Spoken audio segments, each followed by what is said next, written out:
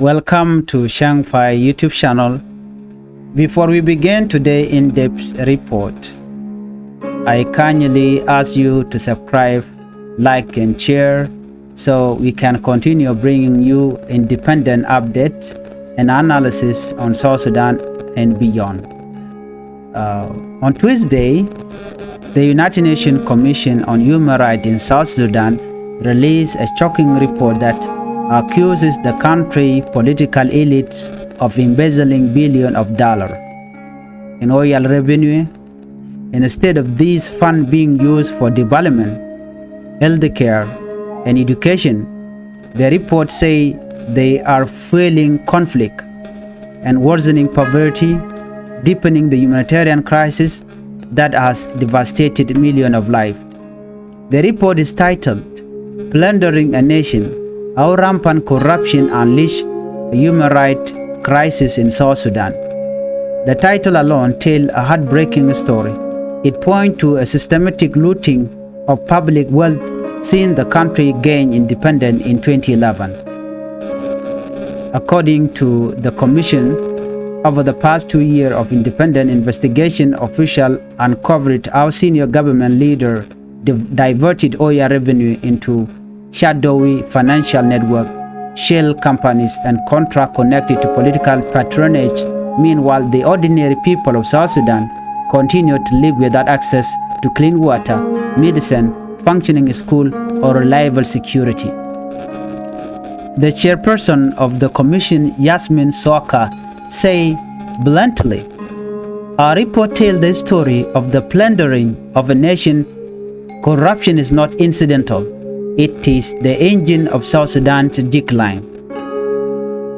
She further explained that billions of dollars that should have gone to hospital, school, and food supply were instead funneled into Opangwe business deal. The result is hunger, collapsing health system, and unnecessary death condition that could have been prevented if money had been used properly. Since 2011, South Sudan has seen an estimated $25.2 billion from oil revenue alone. This is an incredible figure, considering South Sudan is one of the world's poorest nations. Yet, despite this wealth, citizens continue to face famine, malnutrition, and displacement. The Commission report makes it clear the money exists, but corruption ensures it does not reach the people.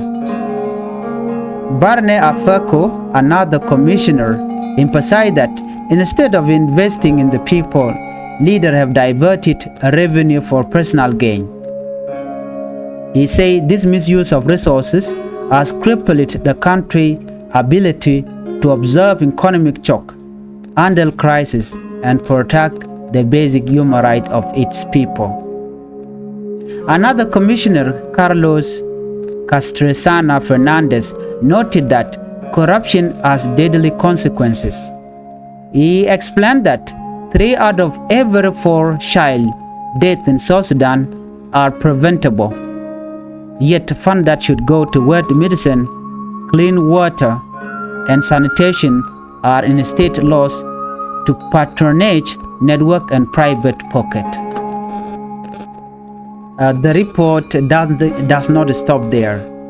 It does not stop at general accusation. It named a specific corruption scheme. One of the most notable is the Oil for Road program. Under this arrangement, at least $2.2 billion was redirected away from public use into political network. The vice president of economic cluster, Dr. Benjamin Bolman, is linked to this scandal. His companies reportedly took funds intended for road project but failed to deliver on promises. Roads were left incomplete or never built, while billions vanished into private hands. Another example is Crawford Capital Ltd, which was contracted to collect non-oil revenue.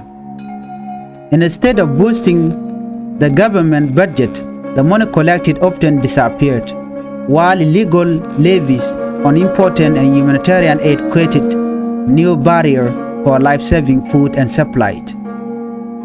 The consequences of this plunder are not abstract. They are lived daily by the people of South Sudan. Hunger, poverty, and preventable death are widespread.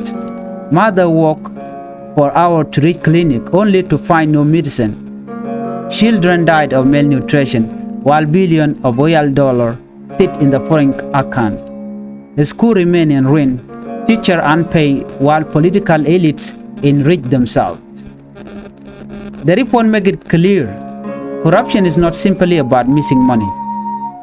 It is about the destruction of hope, the betrayal of trust, and the deepening suffering of millions who had believed that independence in 2011 would finally bring them dignity and opportunity.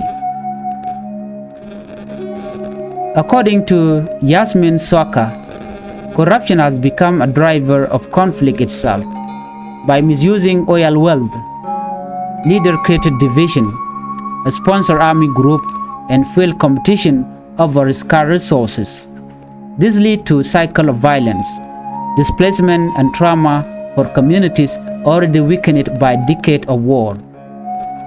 The Commission warned that until corruption is addressed, South Sudan cannot build a stable democracy or deliver peace to its citizens. The looting of public funds is not just a governance issue, it is a direct attack on human rights. This report is both devastating and an eye-opening. For years, many South Sudanese have wondered why, despite the wealthy in oil and natural resources, life continues to get harder. Now, the evidence is laid out clearly. Corruption at the highest level has drained the nation of its future. It is painful to imagine that $25 billion could have built hospitals, a school, and roads across every corner of South Sudan. Instead, the money has left the country poorer, angrier, and more divided. What is most tragic is that ordinary people, mothers, fathers, children, farmers, teachers, and soldiers pay the price. They are the ones who suffer from hunger, displacement, and insecurity. They are the ones who bury their children because medicine was not bought, because hospitals were not built, and because food never arrived. The truth is, corruption in South Sudan is not a side problem. It is the central problem. Unless it is tackled with seriousness and accountability, the dream of independence will continue to turn into a nightmare. This report of the United Nations Commission on Human Rights is a wake-up call, but will those in power listen? Will accountability ever reach the top? And most importantly, will the stolen billion ever be returned to the people of South Sudan? We must keep asking this question, not only as citizens of South Sudan, but also as African and as human beings who care about justice. This has been Sheng Fai YouTube channel, bringing you deeper analysis and humanized report on South Sudan. If you found this video important, please subscribe, share, leave a comment with your thought. Do you think the stolen billion will ever be recovered? Can South Sudan escape this cycle of corruption? Stay tuned for more updates, and thank you for watching. Bye-bye.